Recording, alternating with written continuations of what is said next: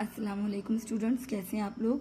Student, सबसे पहले आप नोटबुक को ओपन करें, तारीख, ठीक है, फिर उसके बाद जमात का काम, फिर दिन, ठीक है। मार्जिन लाइन ड्रॉ करेंगे। सबक का नाम इस्लामी त्यौहार, उन्वान अल्फाज मायनी। सवाल नंबर 1, अल्फाज के मायने लिखें। अल्फाज मायनी: रोज़ा कुशाई, रोज़ा खुलवाने की तकरीब। अशरा 10, अशरा 10। सिला इनाम, सिला इनाम। खुशनुदी रज़ामंदी, खुशनुदी रज़ामंदी। फ़ेल काम, फ़ेल काम।